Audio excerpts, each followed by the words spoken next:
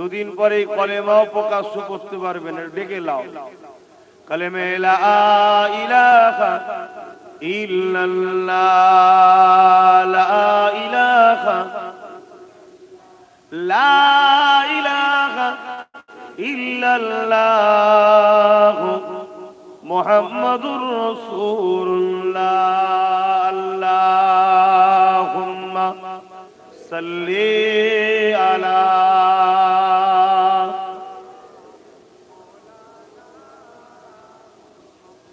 ওয়ালা আলি সাইয়্যিদিনা।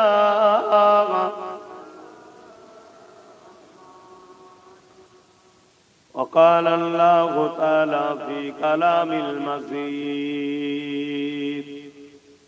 الفرقان الحميد وما خلقت الجن والإنس إلا ليعبدون।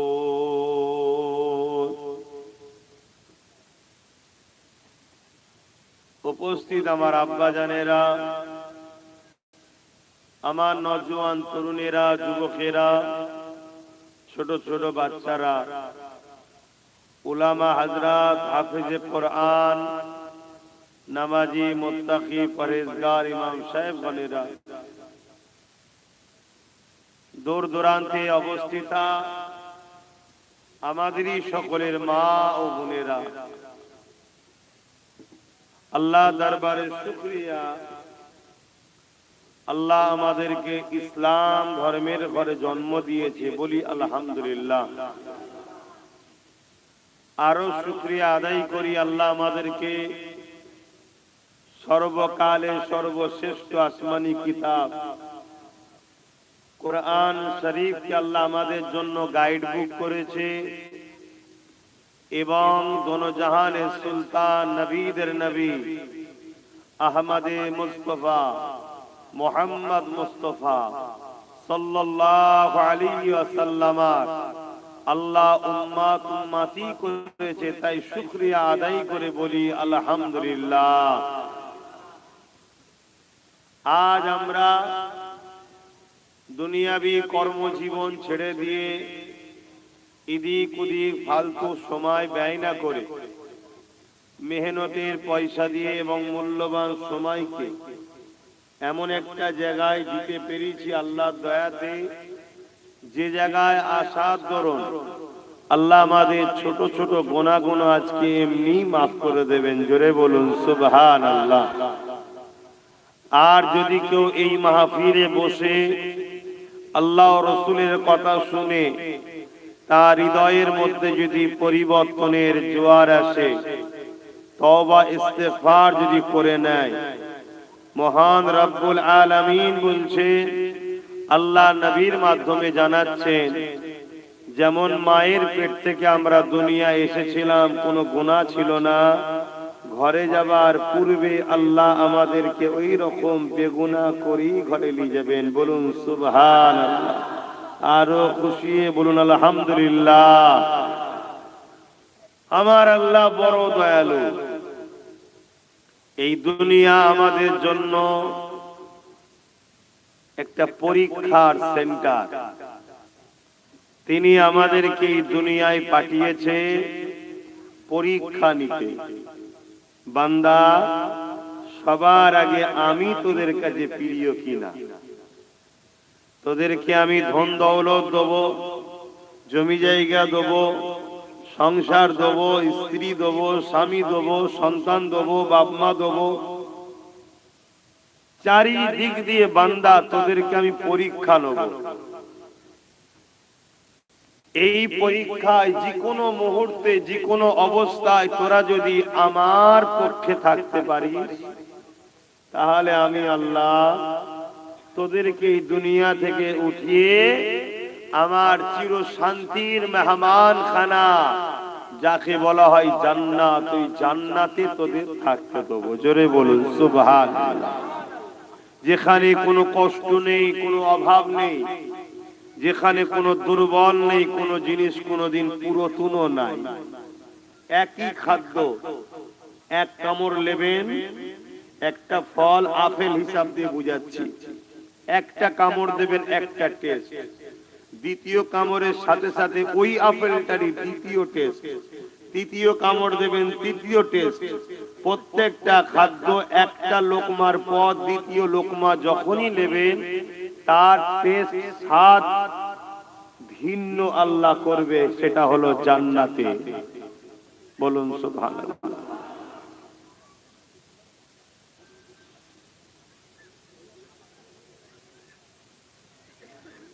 ব্রেন বড় চঞ্চল,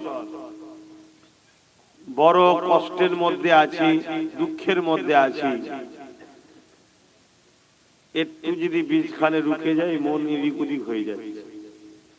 মোবাইলে এত ব্যস্ত হওনি, যাদের যা দেখার দরকার লিবার দরকার, যা চ্যালেঞ্জ রয়েছে লে নেবে খুলে। তোমরাও যদি সবাই মোবাইলে ব্যস্ত হও তাহলে ভদ্রতা নষ্ট হচ্ছে। ঠিক আছে, এখন সময় এমন হয়ে গেছে কমসে কম ছেলেরা গান টান গুলো ছেড়ে দিয়ে যারা বাইরে বাইরে থাকে, কাজ কামের মধ্যে থাকে, জলসা মাহফিল শোনে। আমার অনেক ছেলেরা বলে তাই একটু নাচারে লাইভ দেওয়া হয় যাতে দেখে। তারপরে আবার অনেকে আমার আজকে কাটিং করে ছাড়ে না, এজন্য নিজেকেও একটা রেকর্ড করে রাখতে হয়, কখন কোন জায়গায় কি কে জড়িয়ে দেবে কোনো ঠিক নাই, নিজের কাছে একটা প্রুফ রাখা দরকার, এজন্য করতে হয়। কিন্তু আপনারা তো মোবাইলে ব্যস্ত আছেন, মোবাইল গুলো নাপিয়ে দেন, পকেটে রেখে দেন।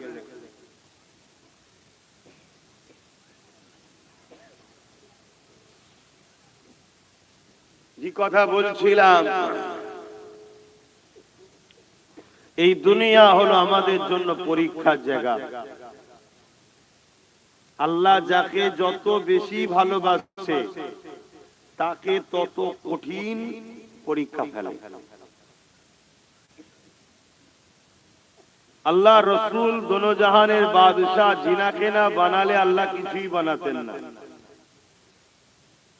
সেই নবী বলছেন আমাকেও আল্লাহ, অবশ্যই এটা দুনিয়ার মানুষের জন্য মডেল তিনি তো, তাই তিনার দ্বারা যেটা ঘটেছে আমাদের শিক্ষা, তিনাকেও আল্লাহ এবং তিনার সাহাবাদের এবং নবীর পরিবার, বিগত নবীদেরকেও আল্লাহ যেভাবে পরীক্ষা নিয়েছে তার 5% কিন্তু আমাদের পরীক্ষা এখনো নেয়নি। এতেই আমরা দিশেহারা, ধৈর্য হারা, খোদা ভুলা, নবী ভুলা, মসজিদ ভুলা, কোরআন ভুলা, দিন ভুলা আমরা হয়ে গেছি। সামান্য পরীক্ষা নিয়েছে আল্লাহ। বান্দা আপনি যে বলেন আমাকে ভালোবাসেন, আমি আল্লাহ আপনাকে পরীক্ষা নেব। আল্লাহ নেবে না পরীক্ষা? পরীক্ষা নেবে। এই দুনিয়াতে একে অপরে প্রত্যেককে পরীক্ষা নেন, অথচ কেউ কারো নয়। সন্তান হাকিকাতে বাপেরও নয়, বাপও সন্তানের নয়। এসব সিস্টেম তৈরি করেছে আল্লাহ। সব সৃষ্টি মালিক একজন আল্লাহ। কে? জবান খুলে একটু বলবেন কে? আল্লাহ। এই যে দুবার আল্লাহ বললেন, 40 80টা নেকি হলো। বলুন সুবহানাল্লাহ। এজন্য আমরা আপনাদের একটু বকাই, কমসে কম এসেছে যখন, বসেছে যখন, কিছু তো নেই। এমনি ভাই অনেক বছর ধরেই এই কথা বলছি বিভিন্ন জায়গায়, জলসা থেকে কি করে সরে যাওয়া যায় চেষ্টা আমি অনেক বছর ধরেই করছি, কিন্তু পেরে উঠতে পারছি না। সেই কিছু মানুষের ভালোবাসায় তাদের মানে মুখের দিকে তাকিয়ে হোক বা যাই হোক, আল্লাহর হুকুম তো বটেই, মাহফিল করে ফেলছে। কমসে কম আসার পরে আপনাদের ঘরে দেখে একটু ভালো লাগে যে যাক ছেলেগুলো এই মুহূর্তে তো কমসে কম বসেছে, নামাজ তো যা হচ্ছে আল্লাহই জানে, বাকি দিনের কাজ তো যা হচ্ছে আল্লাহই জানে। কমসে কম একটু বসেছে, দরুদ শরীফ পড়লো, সুবহানাল্লাহ বললো, আল্লাহু আকবার বললো, আল্লাহ ও নবী দুটো কথা হবে শুনবে, এই মুহূর্তটা তো পাপ থেকে দূরে থাকছে, এই জন্য আসা। তো যাই হোক ভাই, আল্লাহ আমাদেরকে পরীক্ষা নেবে। আর একটা কথা মনে রাখবেন, কর্মেই কিন্তু আমাদের ফল হবে। যেমন কর্ম হবে আমাদের, তেমন আল্লাহ ফল দেবে। আপনি যদি বাড়ির চতুর্দিকে জন জঙ্গল যখন হয়, আপনি যদি গুরুত্ব না দেন, একদিন কিন্তু ওই ঝোপঝাড়েই বিষধর সাপ আসবে, আপনার বাড়িতে আসবে, কাউকে আঘাত করবে। আপনার কর্মের দোষেই কিন্তু আপনার ক্ষতি হলো। তা আমাদেরকে আল্লাহ কখনো কখনো তার মাহবুব বান্দাদের পাঠিয়ে পাঠিয়ে জঙ্গলকে পরিষ্কার করিয়ে দেয়। কিন্তু আমাদের একটু গুরুত্ব রাখা দরকার যে আমাদের প্রতিবেশী চতুর্দিকটা আবার নতুন করে জঙ্গল তৈরি হচ্ছে না তো, সন্ত্রাস তৈরি হচ্ছে না তো, জালিম তৈরি হচ্ছে না তো, এটা আমাদেরকে একটু খেয়াল রাখতে হয়। যখন আমরা খেয়াল রাখি না, আমাদেরই কর্মের দোষে এমন জঙ্গল তৈরি হয়, যে জঙ্গলে এমন ভয়ানক ভয়ানক সন্ত্রাস তৈরি হয়, যাদের হাতেই আল্লাহ আমাদেরকে আবার কতল করায়। এটা আমাদের কর্মের ফল।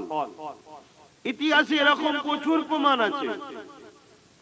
কিন্তু এতটুকু মনে রাখবেন, মৃত্যু আল্লাহ মাননে ওয়ালাদের হবে, আল্লাহকে যে মানে না তারও মৃত্যু হবে।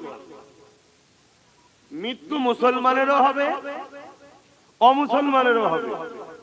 মৃত্যু কাফেরেরও হবে, মুনাফিকেরও হবে। মৃত্যু থেকে কিন্তু কেউ রেহাই পাবে না। এবারে কেউ যদি হাজারো মুসিবতের মধ্যে দিয়েও আল্লাহকে মজবুত করে ধরে রেখে ঈমানের সঙ্গে যদি মরতে পারে, তার জন্য আল্লাহর নিয়ামত চির শান্তির জান্নাত রয়েছে। জোরে বলুন সুবহানাল্লাহ। মৃত্যু হবে, আর হকের পক্ষে থাকলেই যে বিপদ, হকের পক্ষে না থাকলেই যে শান্তি, এমনটা নয়। তবে এতটুকু জানি, আল্লাহর রাস্তায় যখন কেউ চলে, চলার পথটা শুরু হয় কাঁটাযুক্ত রাস্তার উপর দিয়ে। আল্লাহর রাস্তার চলার শুরুটা কোথায়? কাঁটাযুক্ত, বলুন বলুন, রাস্তা। যেখানে কাঁটা ভর্তি, তার মানে বিপদ, মুসিবত, ইমতিহান, পরীক্ষা, জুলুম। এটা আল্লাহর রাস্তার শুরুর নিয়ম।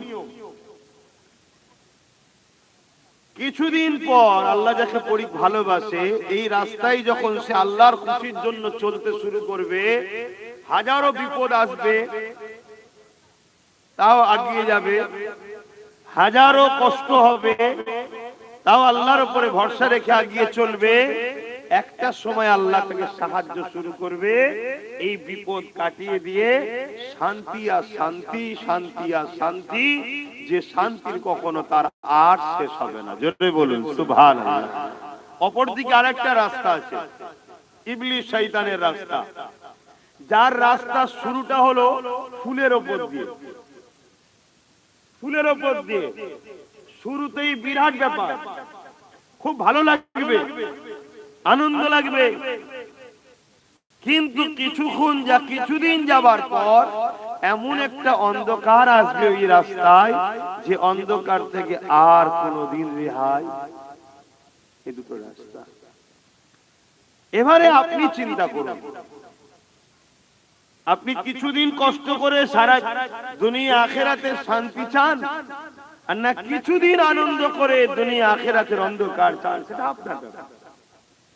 দুটো রাস্তা আল্লাহ দেখিয়েছে, রাসূল দেখিয়েছে, সাহাবারা দেখিয়েছেন, ইমাম মুস্তাহিদ পিরানে তরিকাদরা দেখিয়েছেন, সুলতানে হিন্দ আতায়ে রাসূল গরিবে নওয়াজ দেখিয়েছেন, আপনাদের পাশে আল্লাহর ওলি গরিবুল্লাহ হুজুর শুয়ে আছেন, উনি দেখিয়েছেন, জবানার মুজাদ্দিদ দাদা হুজুর দেখিয়েছেন, আমার 5 হুজুর দেখিয়েছেন। এখানে সম্ভবত ছোট হুজুরের স্মরণে জলসা নাকি, তিনিও দেখিয়েছেন, এবং খুব হকবাদী ছিলেন, রাসূলের বড় আশিক দিওয়ানা ছিলেন।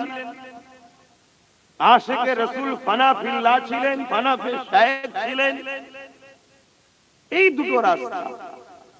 তবে আল্লাহর রাস্তায় শুরু কিন্তু বড় কঠিন।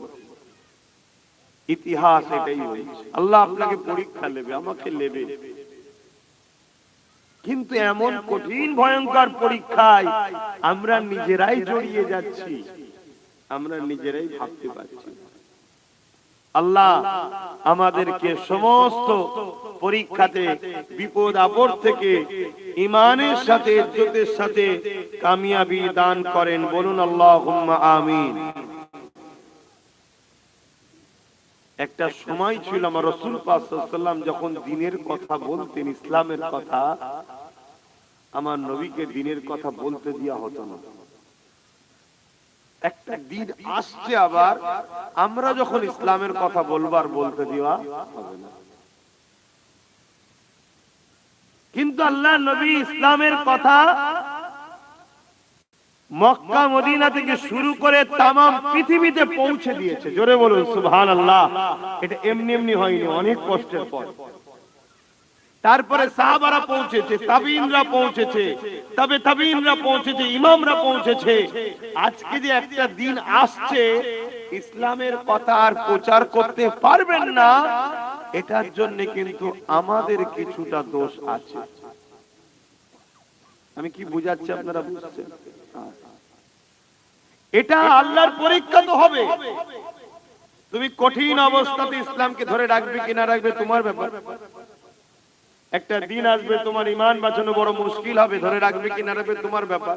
তুমি আমি যদি সবাই ইসলাম ছেড়ে দিই, আল্লাহর কোনো অসুবিধা আছে? কথা বলেন, অসুবিধা আছে?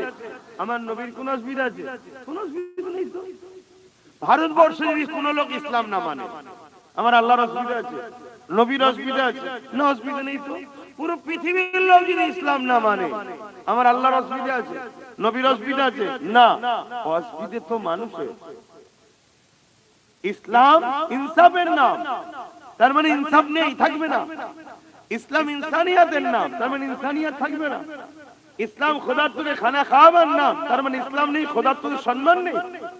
ইসলাম নারীর অধিকারের নাম, ইসলাম নেই, নারীর অধিকার নেই। দেখুন না আজ বিশ্ব জুড়ে কি হচ্ছে, দেখুন। রেপ যেন বড় একটা আম ব্যাপার। কেন? মানুষের মনুষ্যত্ব শেষ হয়ে যাচ্ছে। যারা পৃথিবীকে নিরাপত্তা দেবে সেই উম্মতে মুহাম্মাদি এখন নিজেই নিরাপদে নাই। এইটা হলো কি করে? এটা আমাদের গাফলতি, এটা আমাদের কর্মের ফল। এটা আমরা ভুল করেছি, তাই এই জায়গায় আজ আমরা এসে পৌঁছেছি। আমরা খেয়াল নেই, আমাদের হুঁশই নাই যে আল্লাহ আমাদেরকে দুটো কাজ দিয়েছে, এই কাজটার কথা ভুলেই গেছি। আলোচনাই বন্ধ হয়ে গেছে। একটা কাজ হলো কুনতুম খায়রা উম্মতি উখরিজাত লিন-নাস তা'মুরুনা বিল মা'রুফ ওয়া তানহাউনা আনিল মুনকার। একটা কাজ হলো অন্যায়কে মিটাতে হবে। দ্বিতীয় কাজ ন্যায়কে প্রতিষ্ঠিত করতে হবে। অন্যায়টা কি আর ন্যায়টা কি? আল্লাহ কোরআনে বলছে মা আতাকুমুর রাসূল ফাখুযুহু ওয়া মা নাহাকুম আনহু ফান্তাহু। আমার নবী যা আদেশ করেছে মেনে নাও, ওটা নাই। যা নিষেধ করেছে ছেড়ে দাও, ওটাই অন্যায়। কথা কিছু বুঝলেন? তাহলে আমরা যে বলি রাসূলকে ভালোবাসি, নবীর ভালোবাসাটা কি? নারায়ে রিসালাত, নারে তাকবীর, আল্লাহু আকবার, ইয়া রাসূলুল্লাহ, ইয়া হাবিবাল্লাহ, এই স্লোগান দিয়াটাই কি শুধু প্রেম? আমি স্লোগান দেওয়ার বিরুদ্ধে নয়, ওটাও দিতে হবে, কিন্তু হাকিকতে প্রেম কি? আল্লাহ নবী বলছেন মান আহাব্বা সুন্নতি, যে আমার সুন্নাতকে ভালোবাসলো। সুন্নাত বলতে নবী যেটা করেছে, ফাকাদ আহাব্বানি, তারা আমাকে ভালোবাসলো। জোরে বলুন সুবহানাল্লাহ। তো নবীকে ভালোবাসে কারা? যারা নবীর সুন্নাতকে ভালোবাসে, অর্থাৎ সুন্নাতকে মানে, সুন্নাত অনুযায়ী জিন্দেগি করে। আর যারা আমার সুন্নাতকে আমাকে ভালোবাসলো, কানা মাই ফিল জান্নাহ, সে আমার সাথে জান্নাতে যাবে। জোরে বলুন সুবহানাল্লাহ। নবীর সুন্নাত, নবী যেটা করেছে, আল্লাহ নবী যেটা করেছে, আল্লাহ নবী এতিমদের ভালোবেসেছে, আমাদের ভালোবাসতে হবে।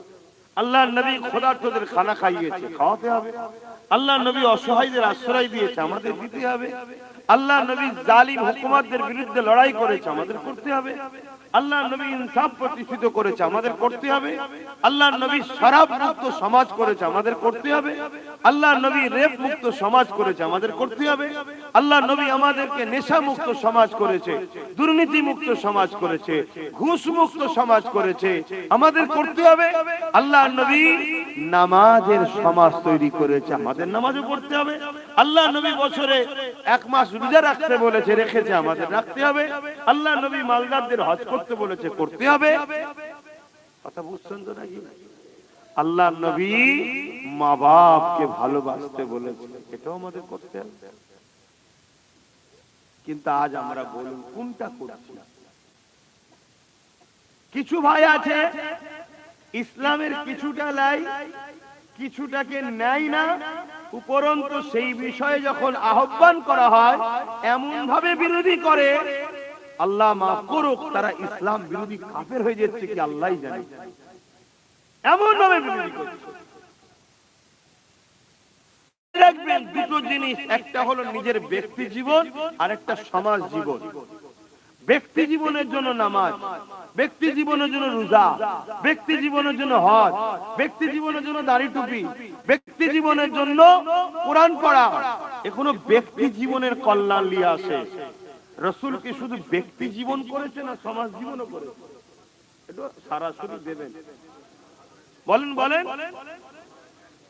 তো সমাজ জীবনটার জন্য আমরা কি করলাম? আজ আমার প্রতিবেশী এই এলাকার কথা বলছে, এই এলাকায় খুঁজলে দেখেন এমন অনেক বাড়ি আছে যে বাড়িতে গরিবী অভাবের জন্য তার বাড়ির মেয়ের বিয়ে হচ্ছে না। এই এলাকায় অনেক বাড়ি আছে যে বাড়িতে তার বাবা মা না, আব্বা নাই কি মা নাই, সেই বাচ্চা পড়াশোনা করতে পারছে না, বড় হয়ে সে সমাজে খারাপ দিকে চলে যাচ্ছে। এইটা তোমার রাসূলের দ্বীন, এইগুলোকে তো করার নাম ইসলাম। আজকে জলসাগুলো হচ্ছে পুঁথিগত, শুধু বাবারা বাবারা পুঁথিগত হচ্ছে। আর যখন সেই জায়গায় দাঁড়িয়ে থেকে কিছু আলেম উলামা হক কথা বলছে বা আল্লাহ আমাকেও দু কথা বলাচ্ছেন, আবার একটা বড় অংশ ইসলামেরই দাবিদার, মুসলিম দাবিদার, আলেম দাবিদার, বক্তা দাবিদার, তারা বিরুদ্ধে লেগে যাচ্ছে। আজকে আমার সমাজ প্যারালাইসিস রোগীর থেকেও খারাপ হয়ে গেছে। চোখের সামনে অন্যায় দেখে আমার সমাজ প্রতিবাদ করে না। অথচ হযরতে নবী লূত আলাইহিস সালামকে আল্লাহ বলছে, হযরতে নবী লূত তোমার উম্মতের মধ্যে ৮০,০০০ লোককে আমি মারবো। মন দিয়ে শোনেন বাপ ভাইরা, তার মধ্যে ৪০,০০০ লোক ভালো লোক আর ৪০,০০০ খারাপ লোক।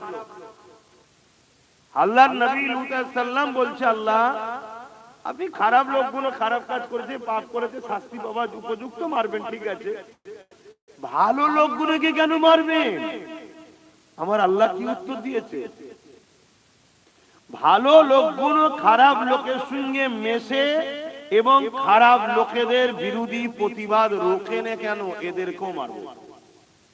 আপনি নামাজ পড়েন, আমি পড়ি, আপনি রোজা রাখেন, আমি রাখি, আপনি হজ করেছেন, আলহামদুলিল্লাহ আমাকে আল্লাহ করিয়েছে, ভালো কাজ করেছি আমরা। কিন্তু এই সমাজে এতিমের উপরে জুলুম হচ্ছে, বিধবার উপরে জুলুম হচ্ছে, সমাজে সন্ত্রাসী হচ্ছে, অত্যাচার হচ্ছে, সমাজের যুব সমাজ নেশাতে আসক্ত, হালকা হালকা বয়সের ছেলে আত্মহত্যা করছে। কিসের এত টেনশন রে তোর? তোর দাদু এখনো বেঁচে আছে, হাসি খুশিতে ঘুরছে, পুতা বলছে আমাকে ভাল লাগে না, মরে যাবো, গলায় দড়ি দেবো। কোথায় গেছে সমাজ? মনে রাখেন, বাঁচতে যদি চান, এই মডার্নের নামে যে আমাদেরকে পশ্চিমা দুনিয়ার ঘোল খাওয়ানো হচ্ছে, এতে বাঁচতে পারবেন না। বাঁচতে যদি হয় মুহাম্মদ সাল্লাল্লাহু আলাইহি ওয়াসাল্লামের সুন্নাত ছাড়া বাঁচার দ্বিতীয় কোনো পৃথিবীতে জায়গা নেই। আমি বুক ঠুকে বলছি, আমেরিকা হতে পারে বিশাল বড় বড় শক্তি দেশ, বিশাল পারমাণবিক বোমা, বিশাল কিছু করতে পারে, দাদা হতে পারে, যে কোনো দেশকে বোম মেরে উড়িয়ে দিতে পারে, প্যালেস্টাইনের হাজারো বাচ্চাকে মেরে দিতে পারে, ক্ষমতা রাখতে পারে, কিন্তু আমেরিকার ক্ষমতা নেই কারো ঘরকে বাঁচাবার, কাউকে খুশি আনন্দ প্রেম দিবার অধিকার আমেরিকার নাই।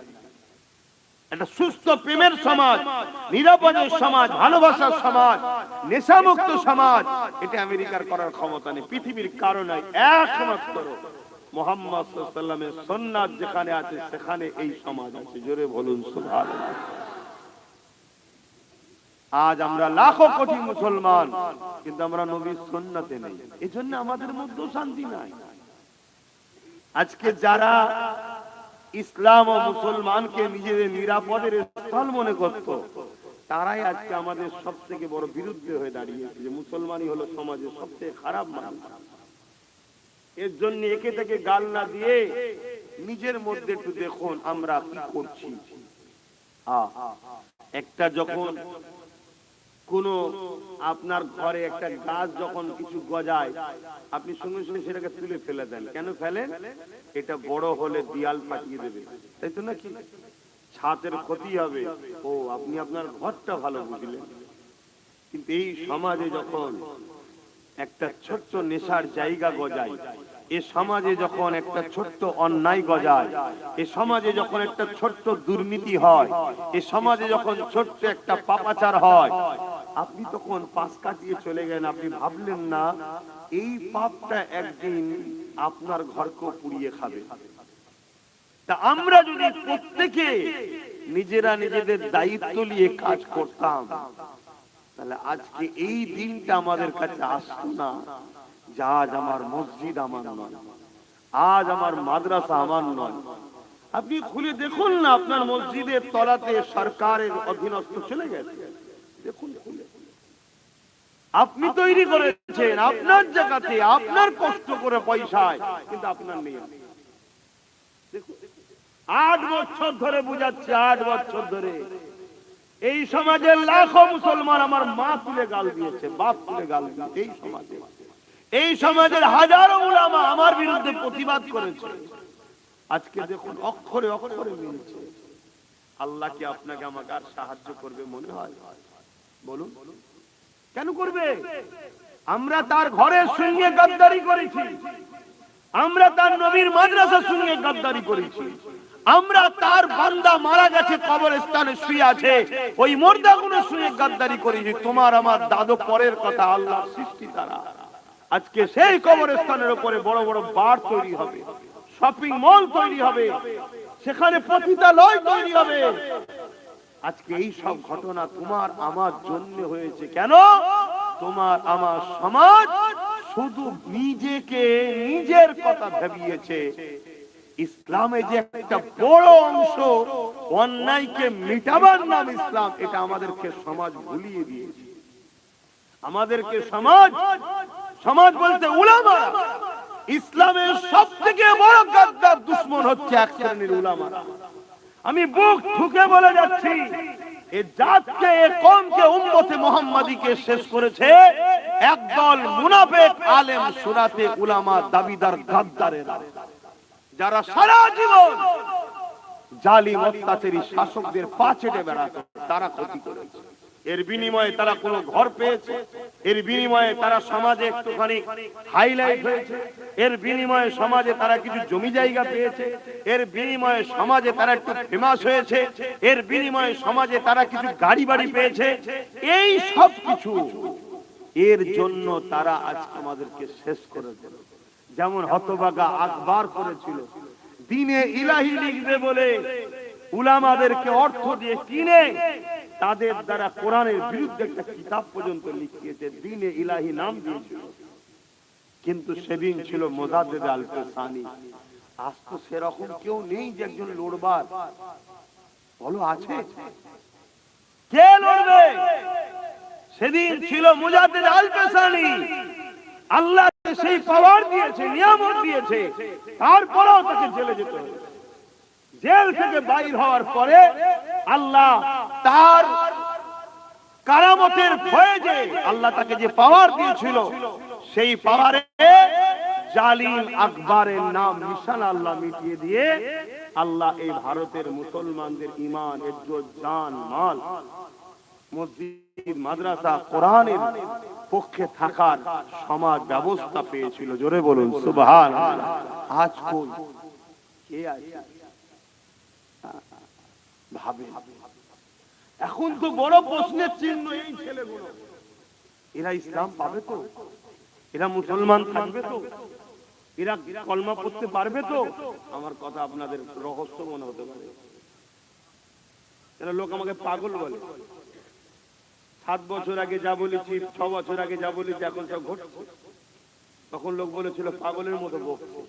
আমার আজকে কেটে কেটে টোল হয়, ইয়ার কি ফাসলামো করে। আমার ছবিকে এআই করে মাথায় টুপি, কপালে তিলক দেয়, যে ছাড়ে। মুসলমান নাই করে। আমি কোন অমুসলিমের কথা বলতে এসিনি এখানে। আমাদের ক্ষতি আমার কওমের গাদ্দাররা করেছে। কেন এর পিছনে সূর্যের পিছনে তাকিয়ে আছো? নিজের ঘরটাকে দেখো। নামাজ পড়তে হবে বাপ, রোজা রাখতে হবে, হজ করতে হবে, যাকাত দিতে হবে। কথা বুঝে আসছে? কিন্তু মনে রাখবেন অন্যায়কে মিটাতে হবে। আল্লাহ পরীক্ষা নিয়েছে, প্রত্যেকটা নবীদেরকে পরীক্ষা নিয়েছে। জালিম শাসক দিয়ে ইব্রাহিম নবীকে পরীক্ষা নিয়েছে, ফিরাউন দিয়ে। মুসা নবীকে পরীক্ষা নিয়েছে, এই কি বলে, ইব্রাহিম নবীকে নমরুদ দিয়ে, মুসা নবীকে ফিরাউন দিয়ে। আমার নূর নবী সাহাবাদেরকে কত পরীক্ষা নিয়েছে বলেন। আল্লাহ নবীর এক সাহাবী হযরত খাব্বাব রাদিয়াল্লাহু তাআলা তিনাকে আল্লাহ পাক কেমন ভাবে পরীক্ষা নিয়েছিল। ইসলামের প্রথম সময়ে যখন নবী আমার প্রকাশ্য ইসলামের কথা বলতে পারতেন না, জালিমরা চারিদিকে ধারালো অস্ত্র নিয়ে ঘুরে বেড়াচ্ছে, আমার রাসূলুল্লাহকে শহীদ করে দেবে বলে। আল্লাহর বাণী এই জমিনের উপরে বলা যাবে না, আল্লাহর কথা এই জমিনের উপরে শোনানো যাবে না। আজকে দিনও দেখেন 5 মিনিটের আজানের উপরে ইখতিলাফ রয়েছে। বছরে একবার কি দুবার ঈদের নামাজ যদি শহর এলাকায় রাস্তায় পড়া হয়, তার উপরে আপত্তি হচ্ছে।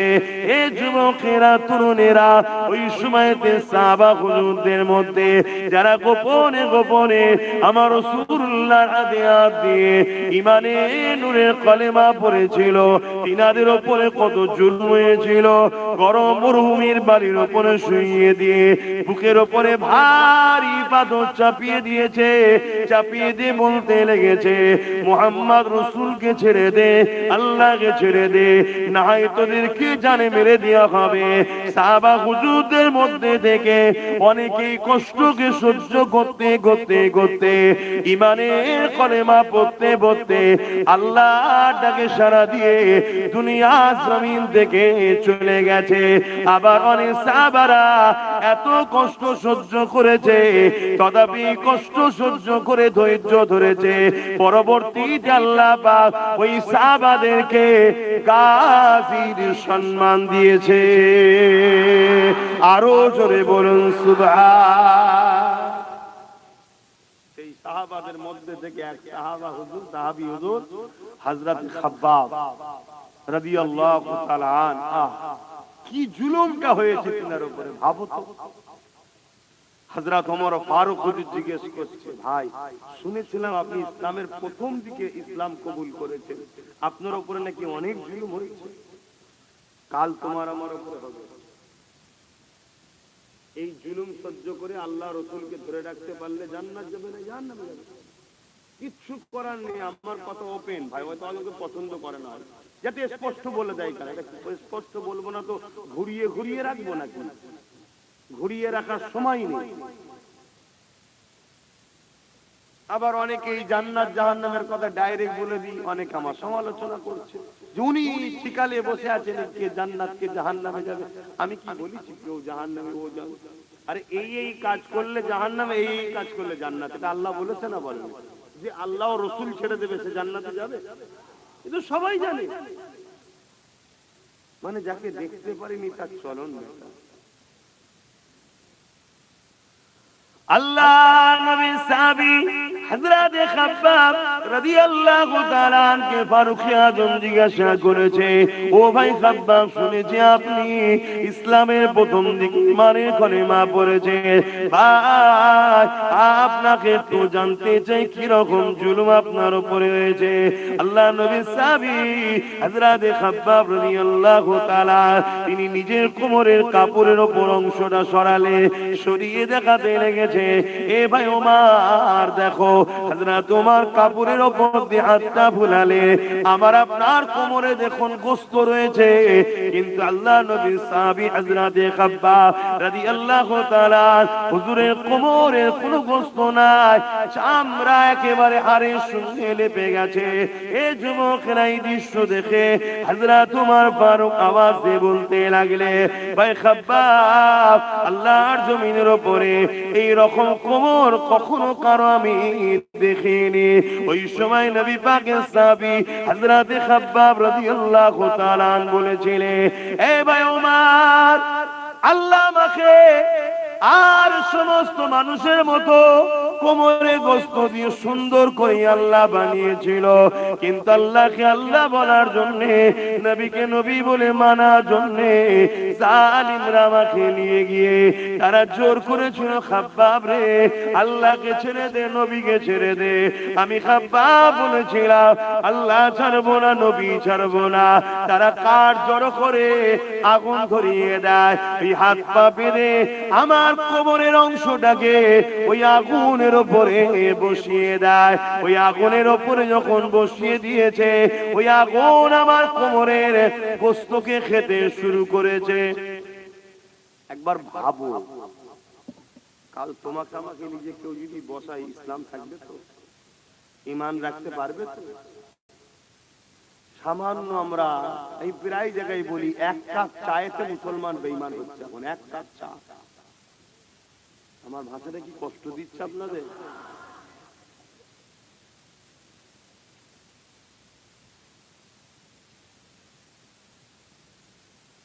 এই যে কথা তোমরা বলছো, এই কথা ভাষাটা ঠিক না।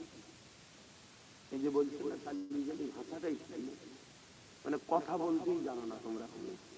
কথা বুঝে আসছে না? আর সব কিছুতে তোমাদের মুখে হাসি। আমি তো অবাক হয়ে যাচ্ছি, সারা পৃথিবীতে যে জাতির বোনেদের ধর্ষণ করছে, খুন করছে, সে জাতি হাসছে কি করে?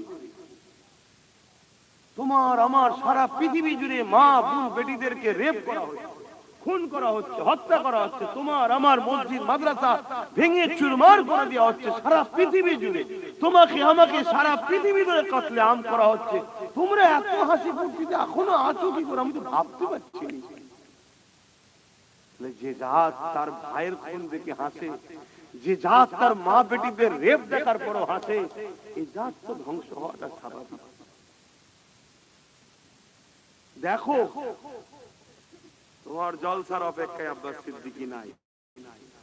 আমি তোমায় তেল দিয়ে কথা বলে আগামী বছর জলসা হবো, এই চিন্তাটা আব্বাস সিদ্দিকী নাই। অনেকে বলে আব্বাস সিদ্দিকী জলসা করে পয়সা লায়, আমি এজন্য এত টাকা নিয়ে যাতে লোক আমায় দাওয়াত না করে। তারপরেও দেখি দাওয়াত করছে, তারপরেও দেখি দাওয়াত করছে। আল্লাহ আমার অন্তরের খবর জানে, যাতে মানুষ বলে যে এত টাকা কি করে দেবো, না দাওয়াত করে, তারপরেও দেখি দাওয়াত। আর আল্লাহ যখন দিয়েছে সেই টাকা আমি লি না বলবো না, লি কেন আমার অন্য কোনো কাজ কাম নেই। আমি জলসা করি করে যে অন্য কোনো কাজ কাম করার সময়ও পাই না, তাহলে আমার সংসারের চলা এর ওসিলায় আল্লাহ। কিন্তু বাকি টাকা যে আমি কোথায় লাগাই না লাগাই সেটা তো আপনার জানাবার তো আমার দরকার নেই, আমার আল্লাহ জানে তো। নাই এত বলার পরেও নিয়ে যাচ্ছে, এটা কার দান? কিন্তু দিল থেকে বলছি, আমি আল্লাহকে বলি যে আল্লাহ এই কাজ আমি পাচ্ছি না। আরে মানুষ শুনছে, 100-র মধ্যে 95টা মুসলমানদের ছেলে মেয়ে যুবক যুবতীরা নামাজ পড়ে না। 100-র মধ্যে 95টা যুবক যুবতীরা নামাজ পড়ে না। তাহলে বলুন এই জাতের কি অবস্থা হবে, যে তার রবকে সিজদা করে না। আর সব যুবক আর যুবতীরা, অথচ যাদের কোনো বিমারি নেই, যাদের কোনো টেনশনই এখন নেই, তাদেরই তো উচিত নামাজটা পড়া। মুরব্বীরা না হাজারো টেনশন আছে, না পিতা ছেলে পুলে ইটা কিটা হয়ে শরীরে বিমার, বয়স চার হয়েছে। আর আল্লাহ তো এই বয়সের ইবাদতটাকে নেবে, আল্লাহ তো এই বয়সের ইবাদতটাকে তো বেশি ভালোবাসে। আজকে এই বয়সটা আমরা দেখুন, বাকি সব জায়গায় আমরা এগিয়ে আছি। আমাদের কোন জায়গায় যদি কালকেই বলা হয় কলকাতায় যেতে হবে, 3টার সময় উঠে গোসল টোসল করে সেজে গুজে চলে যাবে, যে ঠান্ডা লাগছে বাবা তা তো নয়, সেই তো বেড়েই গেল 3টার সময়।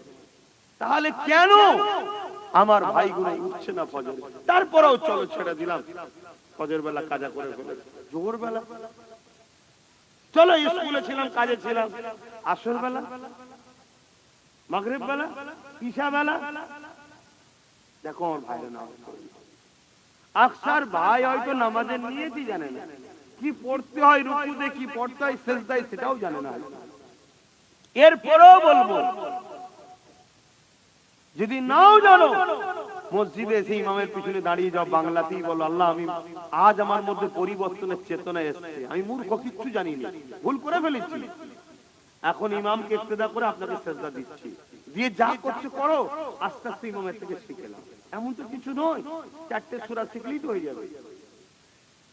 আর সুবহানাল্লাহ সুবহানাল্লাহ সুবহানাল্লাহ তাসবিহ ছোট জিনিস, তাশাহুদেও যদি তুমি দোয়া না পড়তে পারো, সুবহানাল্লাহ সুবহানাল্লাহ সুবহানাল্লাহ পড়ো না, আস্তে আস্তে শিখে যাও। কি হবে ভাই, এই জলসাই হচ্ছে, জলসাই হচ্ছে। আমার উপরে রাগ করছেন তো নাকি? আমি তো আপনাদের দুশমনি করছি তো নাকি? একটু ভাবেন ভাই, একেবারে মেঘলা অন্ধকার হয়ে গেছে, এক্ষুনি কাঁথার জন্য তার পাবো।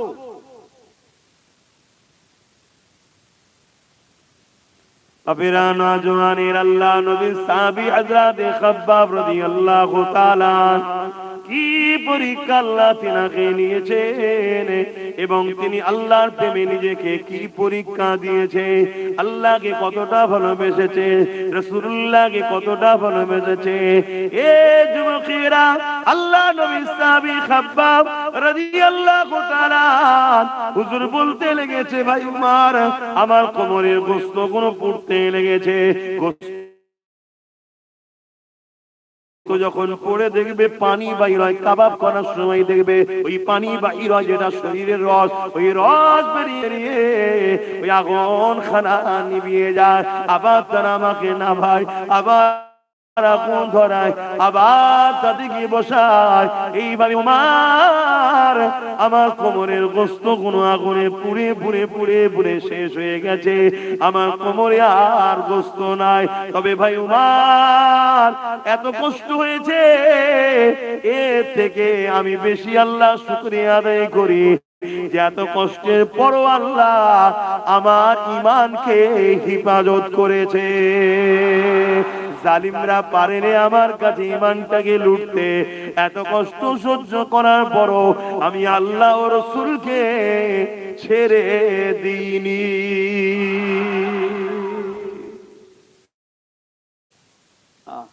আল্লাহ তুমি আমাকে এই পরীক্ষা নিও খোদা, আমাদের ঈমান তো বড় দুর্বল, আমাদের ঈমান বড় দুর্বল, সামান্য একটু কিছুতেই ঘাবড়ে যায়। এ কম পুরো ঘাবড়ে গেছে, এ কম জুলুমের বিরুদ্ধে লড়াই করার মুডটাই হারিয়ে ফেলেছে, এ কম অন্যায়কে যে বিরুদ্ধে যুদ্ধ জিহাদ করেছে, এ কম পুরো ভুলে গেছে। আর এটাকে কমকে ভুলানো হয়েছে। কারা ভুলিয়েছে? এই কমের মধ্যে একদল গাদ্দার আলেম উলামা, যারা এ কমকে শুধু বাবা ও সব দেখতে হবে না, বাবা কি হচ্ছে, তুমি তুমি বাবা ঘরে থাকো, তুমি বাবা আল্লাহ করো, তুমি বাবা নামাজ পড়ো, তুমি বাবা সব, এইভাবে আমার কমকে পুরো দুর্বল করে দিয়েছে। আজ আমার কমের তাকতই নাই। আর একটা দিক দিয়ে যে পাওয়ারে আমরা লড়ি, পাওয়ারটাকেও দুর্বল করে দিয়েছে ঈমান, অর্থাৎ নবীর প্রেম ও আদর। ঈমানটা কি? নবীর প্রেম ও আদর। আবার আরেক দিক দিয়ে আমাদের ক্ষতি করেছে কি, আমাদেরকে বড় প্ল্যান ভাবে ইচ্ছা করে যদি নাও হয়, ও ইচ্ছাকৃত আমাদেরকে হারাম খাওয়ানো হচ্ছে। দেখুন অইচ্ছাকৃত আমাদেরকে হারাম খাদ্য খাওয়ানো হচ্ছে। হারাম খাদ্য যখন ভেতরে যাচ্ছে, ইমানটা তো থাকতে পারবে না, আস্তে আস্তে বেরিয়ে যাচ্ছে বা দুর্বল হচ্ছে, কমজোর হচ্ছে।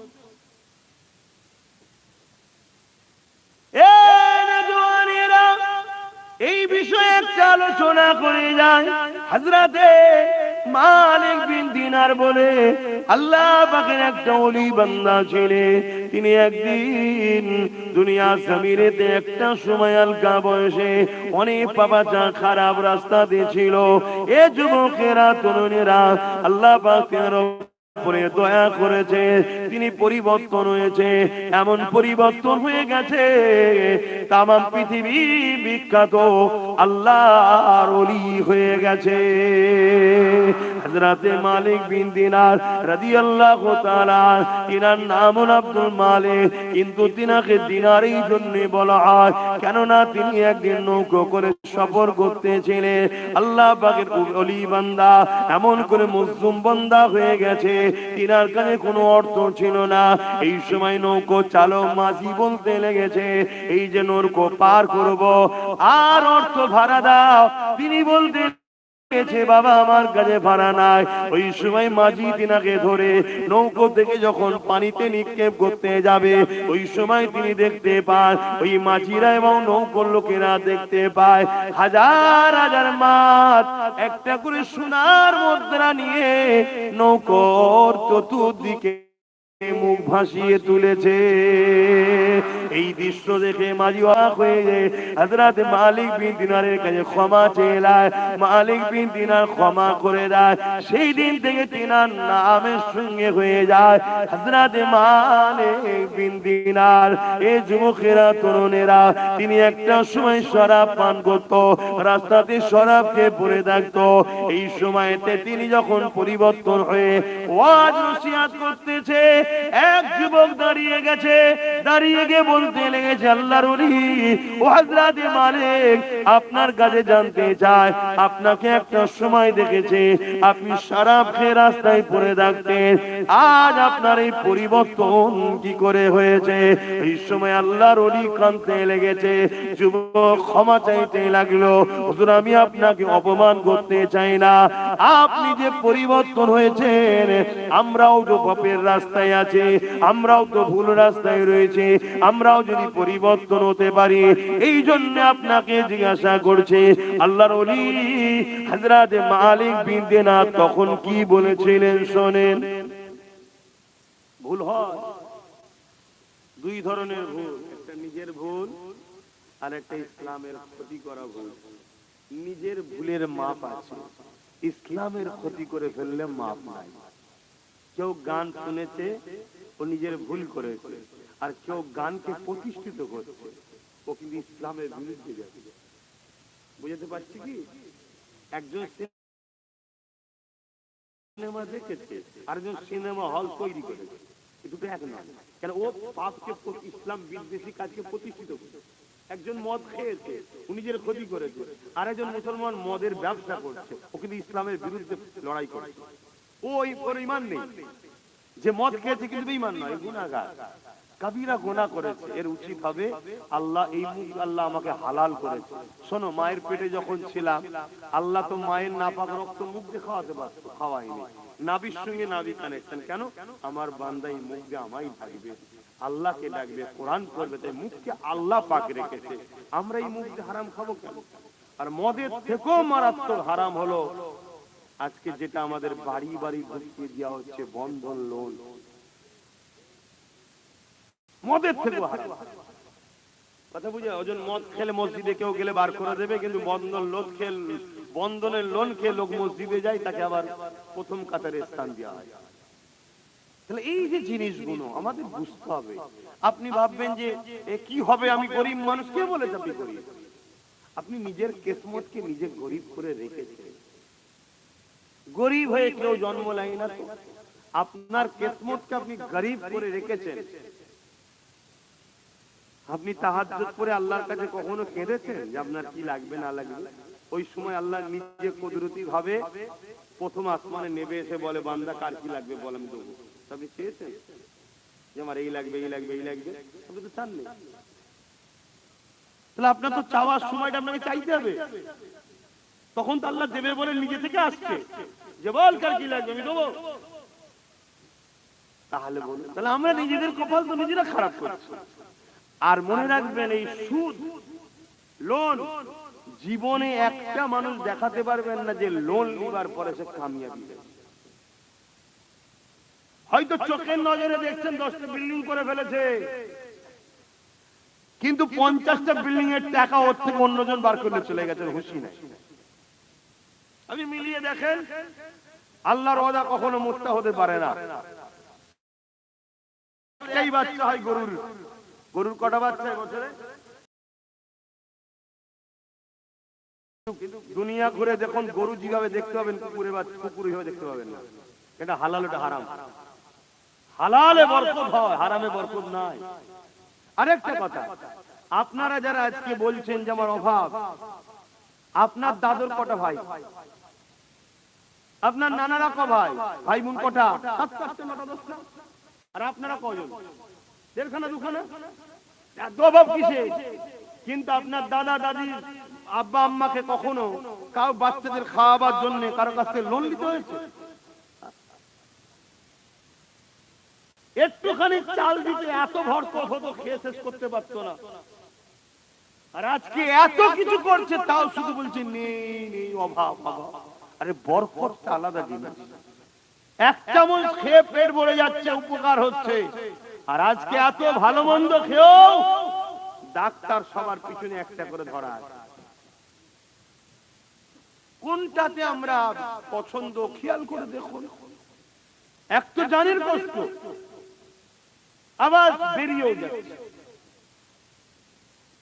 হযরত মালিক বিন দিনার রাহমাহুল্লাহ হুজুর বলতে লেগেছে, বাবা শোনো, এক রোজার মাসে কদর রাত মদ কিনেছি। ভাবেন তাহলে কি রকম জগতে ছিলেন তিনি এক সময়। কিন্তু আজকে তাকে আল্লাহ কোথায় নিয়ে গেছে। আপনারা যে পরিবর্তন হবেন না, কে বলে? আল্লাহ চাইলে আপনারা যদি একটু চেষ্টা করেন, আপনারাও বড় বড় আল্লাহর ওলি হয়ে যেতে পারেন। বলুন সুবহানাল্লাহ। কিন্তু আপনাকে তো একটু চেষ্টা করতে হবে। আল্লাহ তো বলেছে, যে পরিবর্তন হতে চাই না আমি তাকে পরিবর্তন করব না। আপনাকে তো সময় একবার বলতে হবে যে আল্লাহ আমি ফজর বেলা উঠবো, এই মেন্টালিটিটা তো একটু করতে হবে। আপনাকে তো একটু মেন্টালিটি করতে হবে যে না আমি হারাম খাবো না। একটু তো নিজেকে একটু আগ্রহ করতে হবে। বাকি আপনাকে ভালো করবেন যিনি, তিনি তো আল্লাহ। কিন্তু আপনি নিজের থেকেই ভালো হতে চাইছেন না। আল্লাহ সব ক্ষমতা নিজের কাছে রেখেছে। আর একটা আকায়েদের কথা আপনাদের বলি, এটা নিতে পারবেন কি জানি না, এগুলো আম সমাজে বলা ঠিক নয়, কিন্তু আমিও তো একটা সময় যখন ইলম শিখছিলাম, আমি তো ছিলাম, আমার উস্তাদ তোমায় শিখিয়েছে। তো এটাও তো একটা দ্বীনি শিক্ষারই মজলিস, তা আপনাকে তো শিখতে হবে। সমালোচনা না করে, বুঝতে না পারলে জিজ্ঞেস করবেন। আল্লাহ সব ক্ষমতা নিজের কুদরতি হাতে রেখেছে। মানুষকে একটা ক্ষমতার মালিক আল্লাহ বানিয়েছে। সেই ক্ষমতাটা হলো ইচ্ছা ক্ষমতা, ইচ্ছা শক্তি। নয়তো দোষ আল্লাহর ঘাড়ে দেবে, সব কুদরতি ঘাড়ে দোষ দেবে। ইচ্ছা শক্তি। আপনি চোর হতে চান, ইচ্ছা করেছেন, আপনি চোর হবেন। এই হওয়াতে যে ক্ষমতা জোগানো দরকার, বাকিটা সব খোদার পক্ষ থেকে আছে। আপনি আল্লাহর ওলি হতে চান, ভালো হতে চান, আপনি আইএস হতে চান, আইপিএস হতে চান, আপনি আলেম হতে চান, হাফেজ হতে চান, নামাজি হতে চান, ইচ্ছা শক্তিটা আপনার। আপনি সেই যে ইচ্ছা শক্তি প্রকাশ করবেন, হওয়ার জন্য যা ক্ষমতা দরকার সেটা আল্লাহর পক্ষ থেকে সহযোগিতা হবে। জোরে বলুন সুবহানাল্লাহ। যেমন আমি একটা শখ করেছি, নলেজ সিটি করব, এটা ইচ্ছা করেছি আমি, আল্লাহ এবার তৈরি করছে। কিছুই ছিল না, রাস্তা ছিল না, ছিল না, মানুষ যেতেই পারত না। কিন্তু একসাথে তো ফুরফুরা এলাকা 100 জায়গা পাওয়া যাবে না। রোডের ফন্ডে তো জমি বিক্রি না, আর যদিও আছে সে তো আকাশ ছোঁয়া, একসাথে পাওয়াও যাবে না।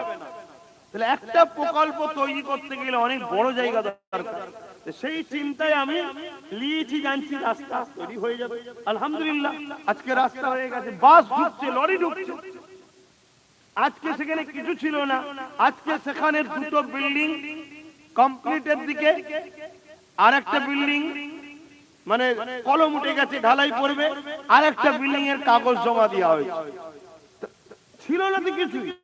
এই যে যে কোনো হচ্ছে মানে কে করাচ্ছে সব? ইচ্ছাটা কিন্তু প্রথম আমি করি, আর আমি যদি ইচ্ছা করতাম ধরু সব ছেড়ে দে, খাওয়া দাওয়া শোক, তাহলে হবে? তাহলে নিজেকে একটা ইচ্ছা করতে হবে। তা আপনাকেও একটা ইচ্ছা করতে হবে, আমি হজ করব। আমি গরিব তো কি হয়েছে, এই যে ইচ্ছা করেছেন আপনাকে নিয়ে যাওয়ার, এবারে সব ব্যবস্থা কোথা থেকে কিভাবে হবে, এই সব ব্যবস্থা আল্লাহ করাবে। জোরে বলুন সুবহানাল্লাহ। তো ভালো হবার জন্য ইচ্ছা যে করে আল্লাহ তাকে ভালো বানায়।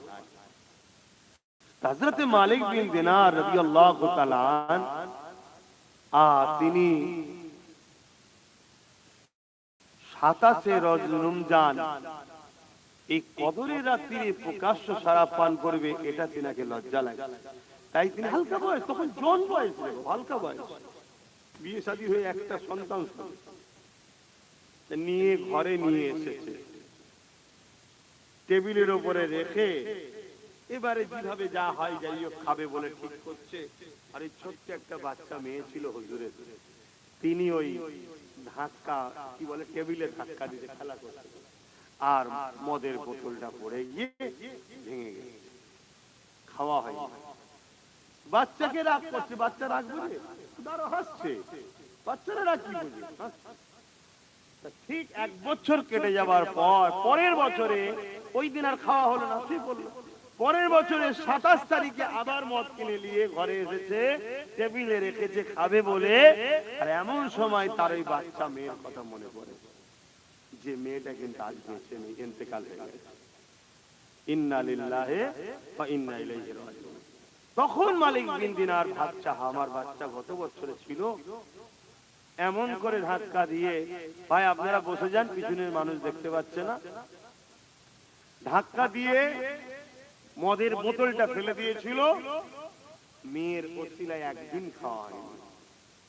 আজ যদি মেয়েটা থাকতো হয়তো আবারই বছরে ফেলে দিত, কিন্তু মেয়েটা ইন্তেকাল হয়ে গেছে। না, এই যে দুঃখটা লেগেছে তার মধ্যে, না খাবো না, নিজে থেকে আর খাই না, ওই রাত্রিরে শুয়ে পড়েছে।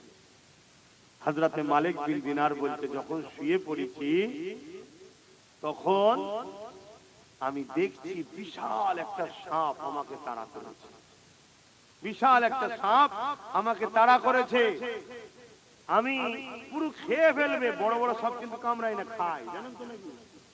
আর না জানা থাকলে বলবো হুজুর আমার গল্প বলে। তো এই খাবার জন্য আমাকে তাড়া করেছে, আমি ছুটছি। তা এমন সময়তে রাস্তায় এক বয়স্ক মুরব্বী লোকের সঙ্গে আমার দেখা হয়েছে। আমি তিনাকে বলছি, সাপটার হাত থেকে আমাকে বাঁচাও।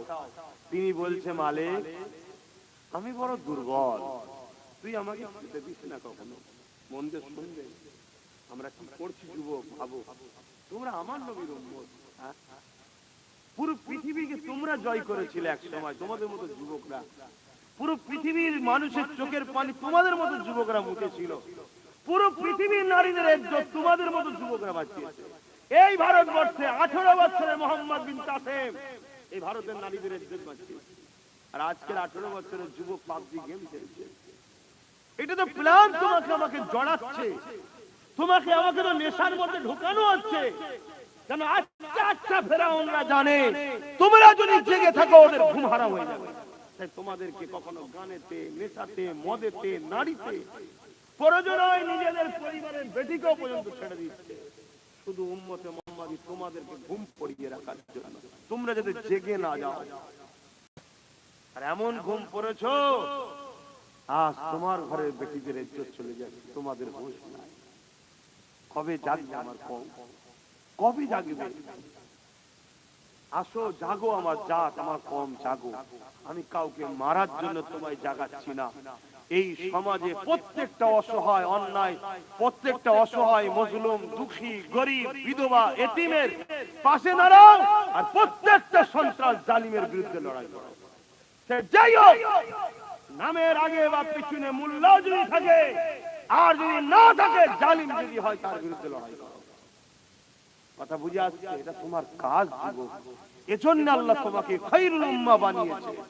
আল্লাহ জমিনকে নোংরা থেকে বাঁচাবার জন্য, আল্লাহ জমিনকে অপবিত্র হাত থেকে বাঁচাবার জন্য, আল্লাহ জমিনে তার সৃষ্টিকে নিরাপত্তা দেবার জন্য উম্মতে মুহাম্মাদী তোমাদেরকে আল্লাহ কোরআনে বলছে খায়রুল উম্মাহ, শ্রেষ্ঠ উম্মত তোমরা। তো ভাইরা আমার, ভুল বুঝুনি আমাকে।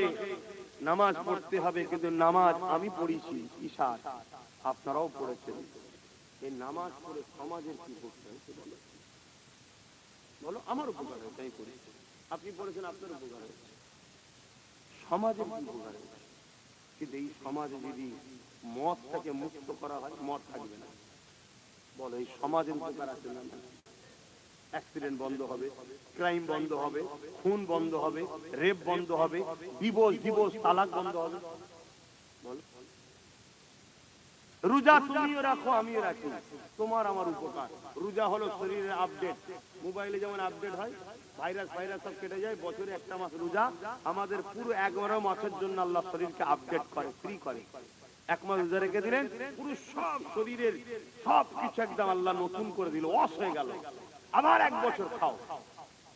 তাহলে এটা তো রোজা তোমার আমার উপকার হলো। কিন্তু আমি রোজা রেখে সমাজের উপকার কি হচ্ছে বলো?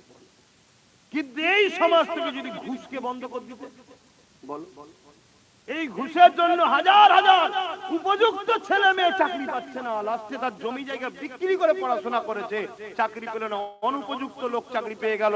ওই অনুপযুক্ত লোক চাকরি পাওয়ার জন্য কাল তোমার ছেলে যখন পড়ছে তাকে মূর্খ বানাচ্ছে, তাকে শিক্ষা দিতে পারছে না। অনুপযুক্ত লোক ডাক্তার হওয়ার জন্য কাল তোমার পরিবার যখন চিকিৎসায় যাচ্ছে, বা তোমার কেউ যখন চিকিৎসায় যাচ্ছে, ভুল চিকিৎসায় মারাও যাচ্ছে। বলো, তোমার আমার ভুলের জন্য হচ্ছে। কিন্তু যদি আজকে ঘুষকে বন্ধ করে দেওয়া যেত, তাহলে উপযুক্ত লোক চাকরি পেত। ভুল করছি নাকি? এটা কি শরিয়ত নয়? কিন্তু এই ওয়াজ হচ্ছে কোথায়? এই ওয়াজ হচ্ছে কোথায়? হ্যাঁ, কিছু উলামারা করছে, কিন্তু এই ওয়াজ তো লক্ষ লক্ষ উলামাদের সবার বলা দরকার। পরিবেশ ঠিক হবে। আমার কমকে বলবো, বুঝো। হযরত মালিক বিন দিনার হুজুরের কথাটা বলে নি। তিনি ওই মুরব্বি বলছে, মালিক আমি কি বড় দুর্বল, তুমি আমায় কখনো খেতে দিওনি, আমি দুর্বল, আমি বিশাল সাপের সঙ্গে লড়াই করে পারবো না, যাও আগে চলে যাও। হযরত মালিক বিন দিনার বলছেন, আরো আগে যাচ্ছি। যাবার পরে একটা পাহাড় পেলাম। পাহাড়ের উপরে যেই উঠেছি দেখছি বিশাল আগুন দাউ দাউ করে জ্বলছে। এটা দেখে তো আমি আরো ভয় পেয়ে গেলাম। পিছনে সাপ, সামনে আগুন, কোন দিকে যাই? ডান দিক ধরলাম। ডান দিকে কিছু দূর যাওয়ার পরে দেখলাম একটা খুব সুন্দর বাগান, আর সেখানে হাজারো বাচ্চারা খেলাধুলা করছে। বলুন সুবহানাল্লাহ। একটা গেট লাগানো আছে, গেটে দারোয়ান আছে। আমি তাকে বললাম, আমাকে বাঁচান, আমার পিছনে সাপ তাড়া করেছে, আর যাবার রাস্তা নেই, আমাকে মেরে ফেলবে।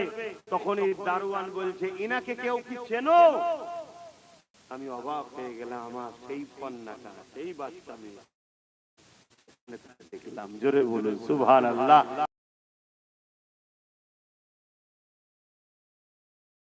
সাপটাও চলে এসেছিল। আমি অবাক হয়ে গেলাম যে বিশাল সাপকে দেখে আমি ছুটে পালাচ্ছিলাম।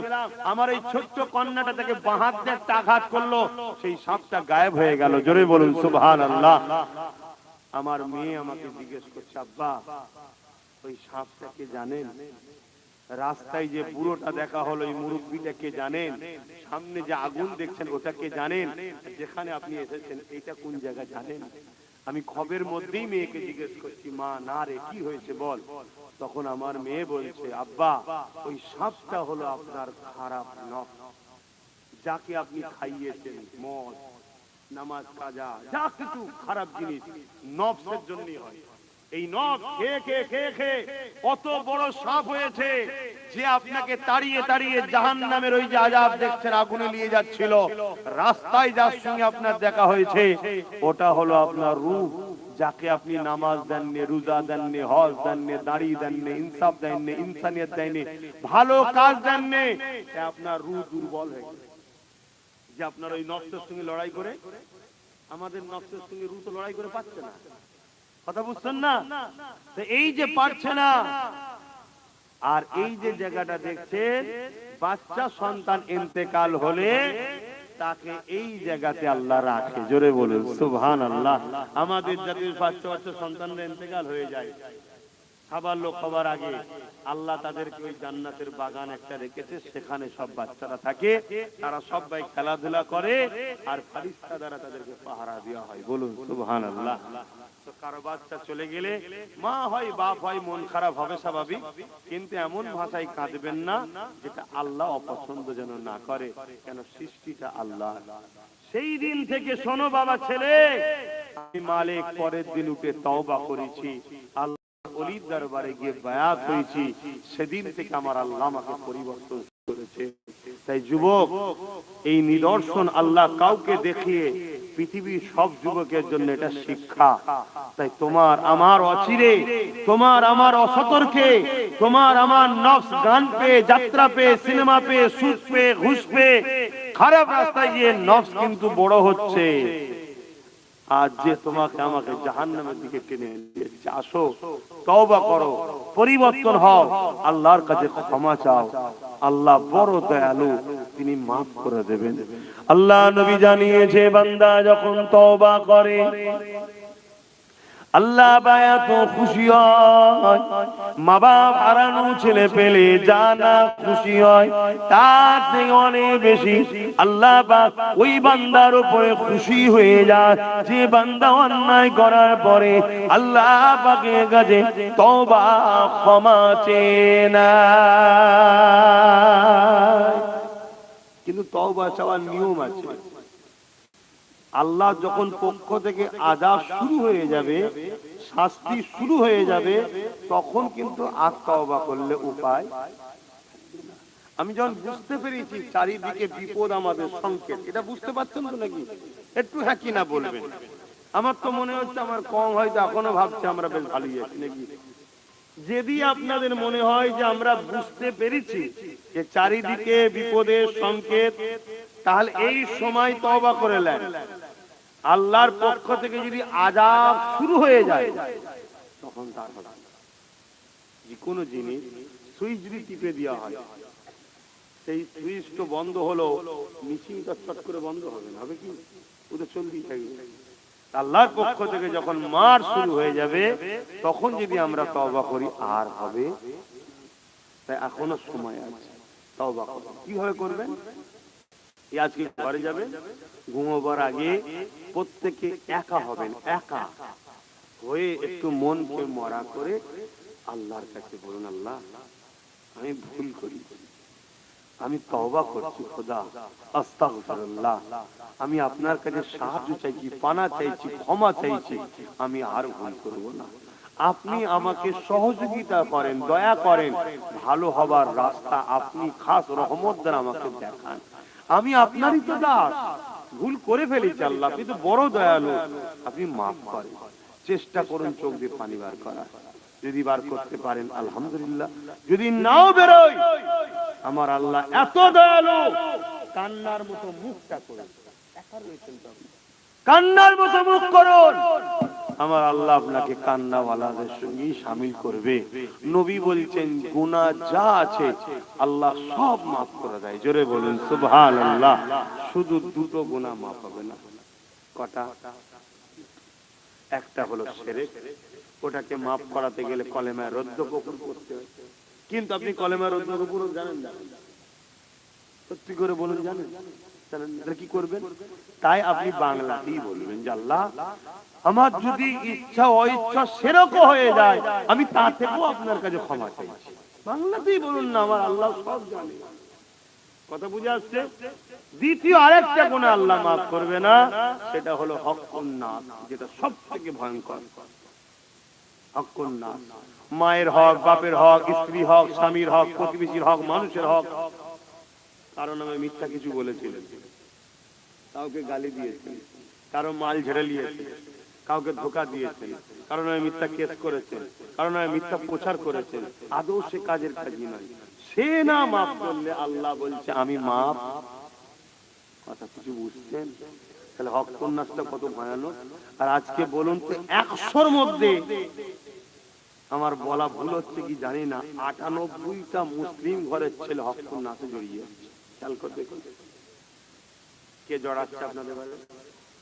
আপনারা তো খারাপ ঘরের ছেলে নয়, আপনাদের বাপ দাদা নানা নানি পূর্বপুরুষ খারাপ নয়, ভালো তারা, আপনাদের রক্তগুলো ভালো, আপনারা এত খারাপ হলেন কেন?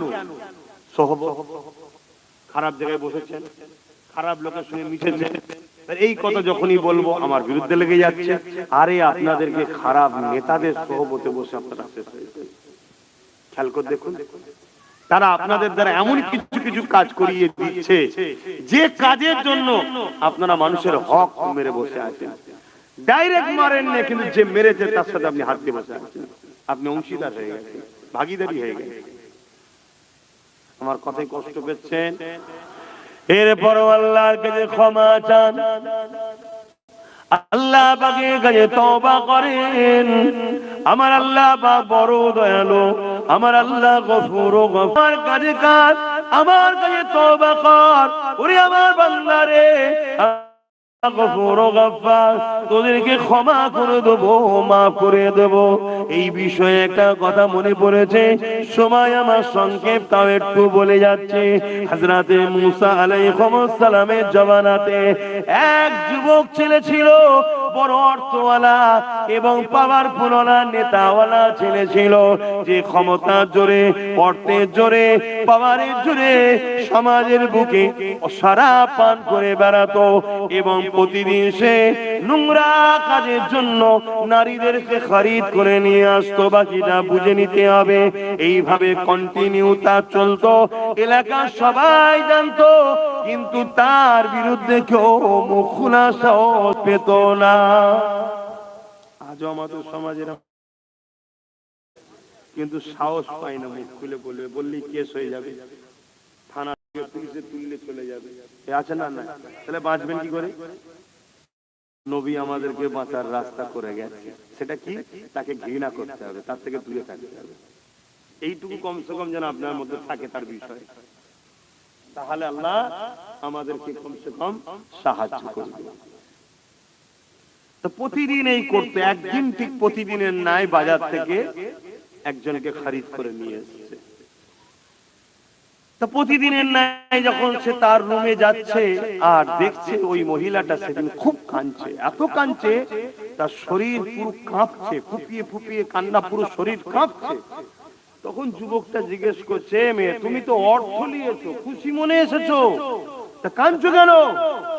মহিলা বলছে, শোনো যুবক, আমি খারাপ নয়, আল্লাহর ভয় কাঁদছি। বলুন সুবহানাল্লাহ।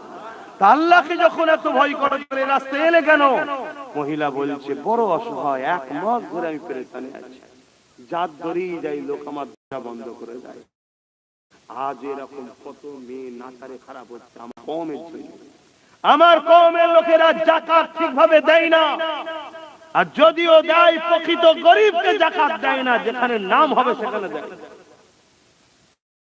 অন্যায় করছেন ধনীরা, আল্লাহর কাছে জবাব দিতে হবে। যাকাত আপনার পয়সা নয়, যাকাত গরিবের টাকা। আপনার বিজনেসে গরিবের পক্ষে আল্লাহ পার্টনার হয়েছে, গরিবের পক্ষ থেকে শতকরা 2.5 টাকা গরিবের প্রথম হক হলো আপনার মধ্যে কেউ গরিব আছে কি দেখো, তাকে দিতে হবে। 500,000 নয়, একটু বেশি করে দাও। নুগি শাড়ি ছোলা চিড়ে চিনি নয়, টাকা। তুমি দিচ্ছ নুগি, আর তার ওষুধের দরকার, তুমি দিচ্ছ শাড়ি, তার দরকার বাচ্চার ফিস দিবার, টাকাটা তো তার, তোমাকে কে কেনার অধিকার দিল? ভাই আপনার কাছে আমি টাকা পাই, আপনি আমাকে টাকা না দিয়ে কিছু মালপত্র কিনে দিলেন, নেন এইটা নেন, আর যাচ্ছে কি? এটা কি আপনি মেনে নেবেন? টাকার মালিক সে, টাকা দিতে হবে। আমাদের কত ভুল, এটা হক না, লোকের হক মেরে বসে আছি আমরা। আল্লাহ মাফ করুক, আমি তো মাঝে মাঝে চিন্তা করি যে আমারও কি হচ্ছে আল্লাহ জানে, তাও চেষ্টা করি লোকের কাছে যখন যাই বলি আমাকে ক্ষমা করে দেবেন যদি ভুল হয়। গরিবকে বলতে হবে যে ভাই যদি এর পরও কিছু ভুল হয়ে যায় ভাই, তোর যদি মাল আমার কাছে রয়ে যায় মাফ করে দিস ভাই। তুমি যদি মনে করো আমি ধনী লোক, ধনী নিয়ে যাও না, জাহান্নামে ঢুকতে হবে, পরকালে বুঝতে পারবে, তখন ধনী বেরিয়ে পড়বে। শুনছেন তো? আমি বলার চেষ্টা করি ভাই, হিসাব করার চেষ্টা করি, তারপরেও আল্লাহ জানে কি হচ্ছে, আল্লাহ জানে। ধন দৌলত যে কি খারাপ জিনিস, আর এখন গরিবের কিছু দাম নেই আজকের দিনে। কি ভুল বলছি? কিন্তু গরিবের আখেরাতে কত সম্মান, কিন্তু আজকের দুনিয়ায় সব থেকে অসহায় হলো গরিবরা। গরিবকে তার মায়ের পেটের ভাইও ভালোবাসে না, গরিবকে তার আত্মীয় স্বজনও ভালোবাসে না, গরিবকে তার পরিবারও ভালোবাসে না। আমি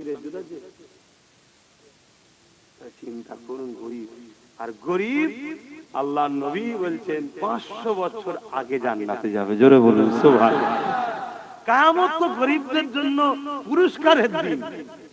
আবার অন্যদিকে চলে যাচ্ছে, যাক ছাড়েন। আমি যেটা বলছি ভাই, যাকাত যারা দিবার উপযুক্ত, তারা আত্মীয়র মধ্যে কেউ গরিব আছে কি দেখবে, এটা আত্মীয়র প্রথম হক। যদি আত্মীয়র গরিব না থাকে, তাহলে প্রতিবেশী কেউ গরিব আছে কি দেখবে। যদি প্রতিবেশী তো গরিব না থাকে, পৃথিবীর যে কোনো গরিবকে দিতে পারবেন, তবে শর্ত ঈমানদার। এবারে বলুন, কত মুসলমান ঈমানদার আছে? শুনছেন আমার আওয়াজ? তাহলে এই যে যাকাত দিবার পরও বরকত হচ্ছে না, অনেকে বলে, তাহলে কিছু একটা তো গন্ডগোল হচ্ছে। হ্যাঁ, কেন আমার নবী যখন যাকাতের আলোচনা করে, এক অমুসলিম ইহুদি ব্যবসায়ী শুনেছিল, শুনে সে পুরো পাই টু পাই তার মালের হিসাব করে শতকরা 2.5 টাকা গরিবদের দিয়েছে। আর কিছুদিন পরে, তার আগে তো পানি জাহাজ এগুলো সব তৎকালীন সময় যে সিস্টেম ছিল, বিজনেসে মাল এসতো, একটা জাহাজ তার গায়েব হয়ে যায়, মাল আসে না, গায়েবের খবরও নেই। তো সে মদিনার বাজারে প্রচার করতে লাগলো মুহাম্মদ সাল্লাল্লাহু আলাইহি ওয়াসাল্লাম মিথ্যা বলছে, নাউযুবিল্লাহ মিন যালিক। আমার নবীর কাছে খবর এলো, নবী তাকে ডেকেছে, বাবা তুমি কেন প্রচার করছো, কি হয়েছে? আরে আপনি বললেন যাকাত দিলে মালের হিফাজত হবে, পাই টু পাই হিসাব করে আমি 2.5 টাকা হিসাবে যাকাত দিয়েছি গরিবকে। আল্লাহ নবী বলছে, তুমি ঠিক বলছো, দিয়েছো? হ্যাঁ। আমি আব্দুল্লাহর বেটা মুহাম্মদ বলছি, তোমার সব একদম নিরাপদে মাল জাহাজ তোমার ফিরে আসবেই। জোরে বলুন সুবহানাল্লাহ। ও ফিরে সবে নবীর দরবার থেকে যাচ্ছে, ওর ম্যানেজার এসে হাজির, জাহাপানা খবর পেয়েছি ঘাটে জাহাজ লেগেছে, ওটা আমাদের জাহাজ। জোরে বলুন সুবহানাল্লাহ। হাদিস পাক। কথা কিছু বুঝে আসছে? তোমার মালের হিসাব হলো যাকাত। মালের হিফাজতের জন্য যাকাত দিতে হয়, আর শরীরের হিফাজতের জন্য নামাজ, হজ। আবার হজের দুটো হিসাব আছে, একটা মালেরও হিসাব যাকাত আছে, মালেরও ইবাদত আছে, ইবাদতে বাতিনিও আছে। কিন্তু শরীরের সুন্দর জন্য রোজা আর নামাজ সবথেকে উত্তম। কথা বুঝা আসছে? রোজা হলো শরীরের যাকাত, আর মালের যাকাত শতকরা 2.5 টাকা দিতে হবে গরিবদের ঘরে। কিন্তু আপনাকে প্রকৃত গরিবকে দেন। অনেক গরিব আছে আপনার এলাকার, আপনি জানেন, এসে বলছে আমার মেয়ের বিয়ে দিতে হবে, খুব গরিব মানুষ, আপনি জানেন সত্যি গরিব। আপনার হয়তো 50-60 টাকা যাকাত আছে, কম করে বলুন। আল্লাহ অনেকের আছে 50-60 টাকা যাকাত, আল্লাহ তাকে দিতে দিতে। তো যে যত বেশি পেয়েছে তার তত বেশি টেনশন কিয়ামতের দিনে, তাকে তত হিসাব দিতে হবে। আরে আমার নবীর এক সাহাবী, সবাই জান্নাত চলে যাবে, কথা বুঝে আসছে? সেই সাহাবী এখনো আসছে না। আল্লাহ নবী তার অপেক্ষায় রয়েছে, অনেক পরে এসেছে, কি খবর বাবা? হুজুর হিসাব দে, হিসাব দে, হিসাব দে, হিসাব দে। এত দেরি হয়ে গেছে। তাহলে বলো তোমার আমার কি হবে অবস্থা? হ্যাঁ, আল্লাহ কাউকে ছাড়বে না, হিসাব নেবে। তো সাহাবার কি হিসাবের আর বুঝে না, কিন্তু দেরি তো হবে। কারো কাছে ধরুন 10 টাকা, 10 টাকার হিসাব দিতে কতক্ষণ লাগবে, আর কারো কাছে 10,000 কোটি টাকা, আর তো হিসাব লাগবে, কত কি দিয়েছে না হয়েছে, কোথা খরচ করেছে না করেছে, হিসাব দিতে হবে না? তো ভাইয়ের আমার, তো যে কথা বলছিলাম, এই যাকাত গরিবকে দেবেন। কি কথা বলতে গিয়ে দিকে চলে গেলাম।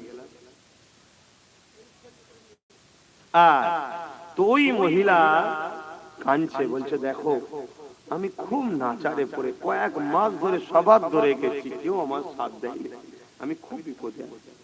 তাই অর্থের অভাবে নাচারে আমি এই পথ বেছে নিয়েছি, কিন্তু এখন এই মুহূর্তে আমার আল্লাহর ভয় শুরু হয়েছে যে আমার আল্লাহকে কি মুখ দেখাবো। ওই যুবক তখন বলতে লেগেছে, হাই তুমি এত গরিব হয়ে আল্লাহকে এত ভালোবাসো, আর আল্লাহ আমাকে এত দিয়েছে আমি ভালোবাসি না? উচিত তো বড় লোকদের বেশি আল্লাহকে ভালোবাসে, গাড়ি দিয়েছে বাড়ি দিয়ে সবকে দিয়েছে, বেশি ভালোবাসা দরকার। এজন্য গরিবের সেজদার থেকে বড় লোকের সেজদার দাম বেশি। হ্যাঁ এটাই মশলা। গরিব তো সেজদা দেবেই রে বাবা, যার সব থাকার পরেও সেজদা দিচ্ছে, এই সেজদা আল্লাহর কাছে অনেক দাম বেশি। জোরে বলুন সুবহানাল্লাহ। জোর অভাব নেই, ও আমার কাছে নাও আসতে পারত, গাড়ি দিয়েছি বাড়ি দিয়েছি নেতা বানিয়ে দিয়েছি হুজুর বানিয়ে দিয়েছি, ওর পিছনে লাখ লাখ লোক দৌড়চ্ছে, ওর বিরাট বড় ব্যাপার অফিস আদালত সব রয়েছে, তারপরও দেখো যখনই আল্লাহু আকবার বলে যখনই মসজিদে আজান দিয়েছে, আল্লাহু আকবার বলে যখনই আজান দিয়েছে, তখন দেখো কাজ কাম সব ছেড়ে দিয়ে ফেরেশতা দেখ দেখ দেখ দেখ আমার বান্দা দেখ। আচ্ছা এর সেজদার দাম আরো বেশি। কথা কিছু বুঝছেন? কিন্তু আজ আমরা একটু পয়সাওয়ালা হলে আল্লাহ ভুলে যাই। আল্লাহ ওই পয়সা যেন আমাদেরকে না দেয়, ওই সম্মান আমাদেরকে যেন না দেয়, ওই ধনী যেন আল্লাহ আমাদেরকে না বানায় যে পয়সা যে ধনী যে সম্মানে আমরা আল্লাহ ভুলে যাব। এই আমার আল্লাহ তোমার কাছে আমি পানা চাইছি আব্বাস, আমাকে তুমি ওই পয়সা দিও না, ওই সম্মান দিও না, ওই গাড়ি বাড়ি ওই ইজ্জত দিও না যে ইজ্জতে তোমাকে, যে সম্মান যে পয়সায় তোমাকে আমি ভুলে যাব, ওটা আমার প্রয়োজন নেই, তাতে রাস্তার ভিখারি হয়ে পড়ে থাকা ভালো। খোদা তোমায় যেন ভুলে না যায়। বলুন আল্লাহুম্মা আমিন। দুনিয়ায় দরকার আছে জানি, কিন্তু আল্লাহ দাও, কিন্তু তোমায় ভুলিয়ে না, তোমাকে যেন মনে রাখতে পারি আল্লাহ, তোমায় যেন স্মরণ রাখতে পারি আল্লাহ। কদিনের দুনিয়া, আজ আছি কাল না। তো ভাইয়ের আমার, ওই সময় ওই যুবকের মধ্যে একটা পরিবর্তন শুরু হয়েছে। আল্লাহু আকবার। তখন সে তাকে বলল, দেখো আজ থেকে আমি তোমাকে বোন বলে সম্বোধন করছি, তুমি আমাকে ভাই বলে সম্বোধন করো, এবং তোমাকে যে আমি অর্থটা দিয়েছি, যেটা আজকের বাজার মূল্য 10-15 লক্ষ টাকা হবে, আমি তোমাকে দিয়ে দিলাম, ওটার ফেরত লব না, একজন দাদা হিসাবে ভাই হিসাবে তোমায় দিচ্ছি, কিন্তু তোমাকে একটা সাক্ষী দিতে হবে। কি? আমি তোমাকে সাক্ষী রেখে তওবা করছি, আর কোনোদিন শরাব পান করব না, নোংরা কাজ করব না, তওবা করছি। কিয়ামতে তুমি সাক্ষী দিও আমার, তুমি গরীব হয়ে যদি আল্লাহকে এত ভালোবাসো, আল্লাহ আমাকে অর্থ দিয়েছে, যুবক বানিয়েছে, যৌবন দিয়েছে, তাকত দিয়েছে, পাওয়ার দিয়েছে, আমি আল্লাহ ভুলে আছি। এত তওবা এবং কাঁদছে। ওই মহিলাকে সাক্ষী রেখে তওবা করল এবং তাকে বিদায় করে দিল। সারা রাত যুবক কাঁদছে, সারা রাত কাঁদছে, তাহাজ্জুদের ওয়াক্ত এসেছে, যুবক সেজদায় পড়েছে, কাঁদছে, সেজদা অবস্থাতেই আল্লাহর হাওলায় চলে গেল। ইন্না লিল্লাহি ওয়া ইন্না ইলাইহি রাজিউন। পরের দিন সকাল হয়েছে, প্রতিবেশী সবাই উঠছে, একে অপরে কানা খুশি খুশি করছে, আজকে আবার কে বেরোয় ওর ঘর থেকে, কারণ মেয়েটা বেরোয়, প্রতিদিন বাহির হয়, কিন্তু আজ তার দরজার গোড়ায় যারাই তাকাচ্ছে, দরজার গোড়ায় লেখা আছে, এই বান্দা গত রাত্রিরে তওবা করেছে। তওবাকারীকে আল্লাহ বড় পছন্দ করে। হে প্রতিবেশীরা, এর জানাজা যে পড়বে আল্লাহ তাকেও মাফ করে দেবে। জোরে বলুন সুবহানাল্লাহ, আরো জোরে বলুন সুবহানাল্লাহ। ভাবো যুবক, আমার আল্লাহ কত ভালোবাসে তোমাকে আমাকে, ভাবো সেই আল্লাহ ছেড়ে দিয়ে আছো তোমরা। জানি হালকা বয়সে ভুল হয়, কিন্তু তোমার আসল প্রেমিকটা কে? তোমার আল্লাহ তো, তোমার নবী তো। তারপরে দুনিয়ায় যেখানে যা করতে হয় আলতা হালকা বয়সে ঠিক আছে, কিন্তু আল্লাহ রাসূল বাদ দিয়ে তুমি সবাইকে প্রেম করলে। আল্লাহ রাসূলের বেলায় তোমার সময় নেই, সবার বেলায় লড়াই করলে আল্লাহ রাসূলের বেলায় নাই, সবার বেলায় কষ্ট করলে আল্লাহ রাসূলের বেলায় নাই, সবার জন্য সময় দিলে আল্লাহ রাসূলের বেলায় নাই। হে যুবক, এত গাফলতি ভালো নয়। এ আমার বোনেরা, এত গাফলতি ভালো নয়। আসো, আব্বাস সিদ্দিকী গো আল্লাহ হিদায়াত করুক, তোমাদেরকে আল্লাহ হিদায়াত করুক। বলুন আল্লাহুম্মা আমিন। আসো আমার ভাইরা, তোমার পীরের আওলাদ, পীর ভাই হিসেবে বলছি, বিরাট বড় ভয়ানক দিন আমাদের কাছে আসছে। আসো আমার নবীকে ভালোবাসি, আমার আল্লাহকে বিয়ার করি, নবীর সুন্নাতে জীবন গড়ি। এই দুদিনের দুনিয়ার মায়া জালে জড়িয়ে দুনিয়া তোমরা পাচ্ছি না। আমাদের কি আছে সংসারে, কি শান্তি আছে? দুনিয়াও তো পাচ্ছি না। যদি জানতাম চলো জাহান্নাম যা পরকালে যা হচ্ছে ওকে দুনিয়াতে তো আরাম পেয়েছে, তাও তো নেই। আসেন ভাই একটু সালাত ও সালাম করবো, দোয়া করবো, বিদায় নেবো। ইয়া নবী সালাম।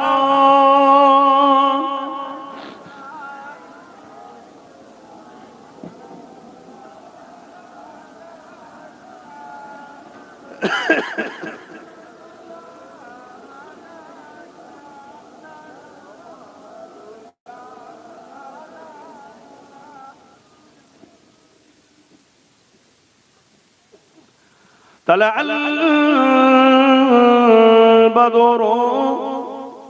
علينا من ثنيات الوداع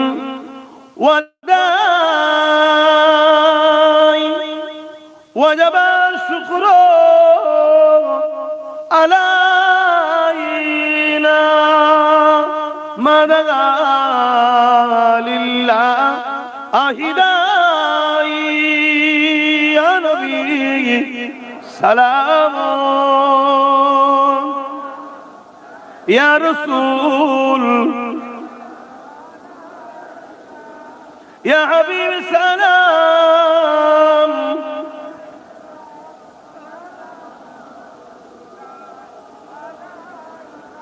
কঠিন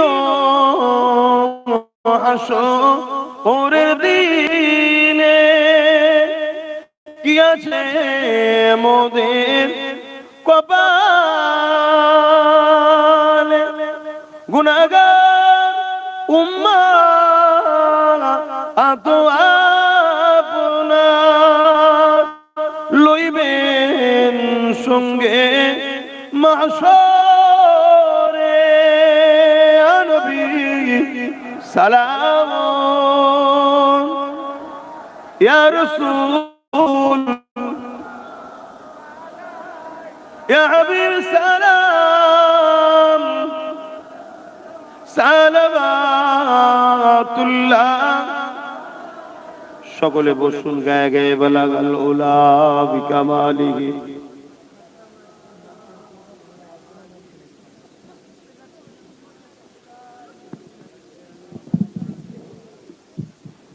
বাপজান, আমার ভাইরা, আমার কথাতে ভাষাতে ব্যবহারে কেউ কষ্ট পেলেন, যদি আল্লাহর রাস্তায় মাফ করবেন। তবে আমি কাউকে কষ্ট দিবার উদ্দেশ্যে বলিনি, আপনাদেরকে ভালোবাসি, বাঁচাবার চেষ্টায় বোঝাচ্ছি। আগামী দিন ইসলামের পক্ষে, ন্যায়ের পক্ষে, মানবতার পক্ষে, আল্লাহর সৃষ্টির পক্ষে, এক কথায় সত্য, হক, ন্যায়ের পক্ষে, অন্যায়ের বিরুদ্ধে আমি যদি কখনো ডাকি আপনাদেরকে ব্রিকেটে, খবর পেলে একটু সময় দেওয়া যাবে? একটু হাত তুলে সাক্ষী দিলে খুশি হব। দেওয়া যাবে? ঠিক বলছেন তো নাকি? আমি চেষ্টা করছি পারমিশন বার করার জন্য। জানেন তো সব জায়গাতে আমাদের বেলাতেই বাধা হয়, কেন আমাদের গার্জেন নেই, তারপরেও চেষ্টা চলছে। আল্লাহ যদি রাজি থাকে, পাই যদি আপনাদেরকে ঘোষণা দেবো, খবর পেলে একটু যাবে। কেন মাথা যত ভিড় হবে আন্দোলনটা তত সাকসেসফুল হবে, মাথা যত ভিড় হবে জালিমরা তত দমবে। আমরা কারো উপরে জুলুম চাই না, আমরা চাই সবাই ভালো থাকুক, সবার সাথে আমরাও আমাদেরটা নিয়ে ভালো থাকতে চাই।